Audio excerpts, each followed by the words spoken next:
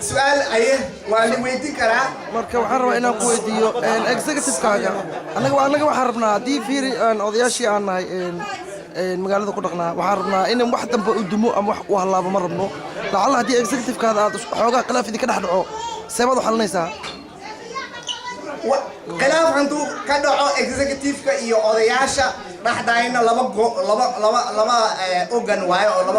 laba laamood odayaasha xil bay leeyihiin xilkoodana dastuurkooda hoose bay leeyihiin ayakaana taas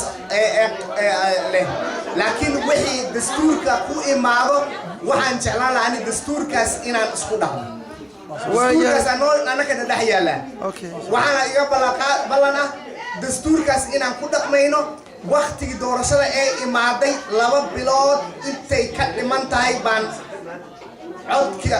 u dhiibayaa xilka in maarata guddiga odayaasha ay soo qaban qaabiyaan doorasho cusub waqtigaaga sanadkaaga markuu dhamaado sida daacadda ah ee 2 bilood ka dhiman tahay ma soo sheegaysaa mise iska sii haysanaysaa xilka haddaan iga ballan qaadayaa